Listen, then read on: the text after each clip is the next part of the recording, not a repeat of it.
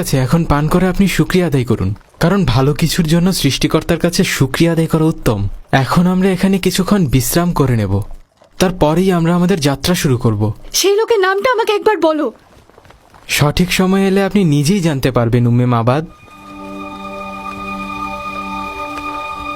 আল্লাহ রাসূল সাল্লাল্লাহু আলাইহি ওয়াসাল্লাম সম্পর্কে আমি কি বলবো? তিনি না অনেক বেশি লম্বা, না খাটো, না স্থূলকার, না শীর্ণকায়।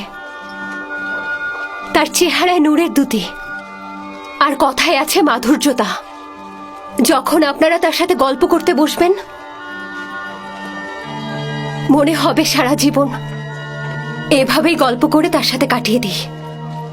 আর তিনি চলে গেলে মুহূর্তের মধ্যে আপনি তার অভাব অনুভব করবেন। তার চোখে তাকালে আপনি নূর দেখতে পাবেন। সেই নূর, আপনি জানেন কি সেই নূর এতটাই উজ্জ্বল যে সেই উজ্জ্বলতায় রহমত বর্ষিত হয়। আমি আর অপেক্ষা করতে পারছি না। আমি কখন তাকে দেখবো আর মনে প্রশান্তি ফিরে পাবো। গরম বেড়েই চলেছে। আমার মনে হয় না এত তাপমাত্রায় রাসূল এখানে আসতে পারবেন। যতক্ষণ না আল্লাহ রাসূল সাল্লাল্লাহু আলাইহি ওয়াসাল্লাম এখানে আসেন, আমি নড়বো না। হে উম্মে উমারা, আমরা রাসূলকে দেখতে আবার বিকেলে আসব। চলুন। তাকে পাওয়া গেছে, তাকে পাওয়া গেছে। আপনারা যার অপেক্ষা করছিলেন সে চলে এসেছে। যার অপেক্ষায় এতদিন ছিলেন তিনি চলে এসেছেন। হে মুমিনগণ, আপনারা যার অপেক্ষায় ছিলেন তিনি চলে এসেছেন। হে মুমিনগণ, আপনারা শুনুন। হে মুমিনগণ, রাসূলুল্লাহ চলে এসেছেন।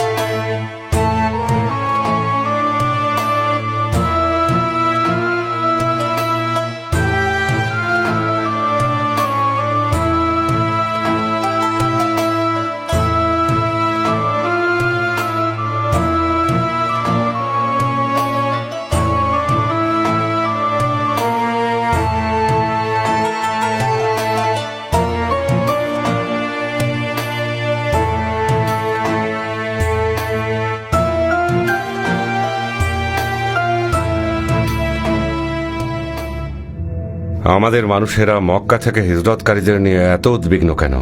তারা দাবি করছেন যে সে নবী। সে আসার সাথে সাথে আমি সেটা পরীক্ষা করে দেখব। কোথা থেকে এসেছে এই লোক? কোথা থেকে? খাজরাজের লোকেরা আমাকে মুকুট পরিয়ে রাজা বানাতে রাজি হয়েছিল, আর এরই মধ্যে এই লোক এলো কোথা থেকে? আর এখানকার লোকেরা আমার কথা একেবারেই ভুলে গেছে। সে কি আমার ক্ষমতা নিতে এসেছে? আমার রাজ্য নিতে এসেছে?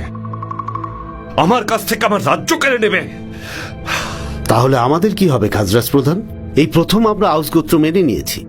আমাদের গোত্রের বাইরের কেউ রাজা হবে। এবারই প্রথম খাজরাজ গোত্রের কেউ আমাদের রাজা হতে যাচ্ছে।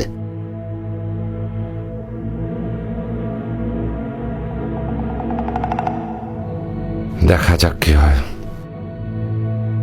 ওই লোক এখানে আসা পর্যন্ত অপেক্ষা করি। এখন তো খাজরাজ আর আউসের সবাই মুহাম্মদকে নিয়ে ব্যস্ত। শুধু তুমি, আমি আর অল্প কিছু মানুষ এই নিয়ে চিন্তা করছি।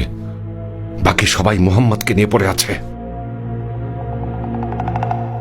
কোথা থেকে এসেছে এই মুহাম্মদ?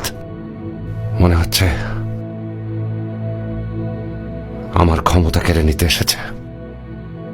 কিন্তু এটা কখনোই সম্ভব না। সে যদি সত্যি নবী হয়, তাহলে ক্ষমতার লোভ তার থাকার কথা না। সে এখানে ধর্মের দাওয়াত দিতে আসার কথা, কারো রাজ্য জয় করার উদ্দেশ্যে না। আপাতত ধৈর্য ধরি, কিন্তু আমার মনে হচ্ছে খারাপ সময় আসছে। খুবই খারাপ সময়। এরপর রাসূলুল্লাহ সাল্লাল্লাহু আলাইহি ওয়াসাল্লাম কুবাতে পৌঁছে গেলেন, যা মদিনার বাইরে মুনাওয়ারাতে ছিল, এবং সেখানে তিনি 4 দিন অপেক্ষা করেছিলেন আর অন্যান্য মুসলমানদের সাথে নিয়ে কিবা মসজিদ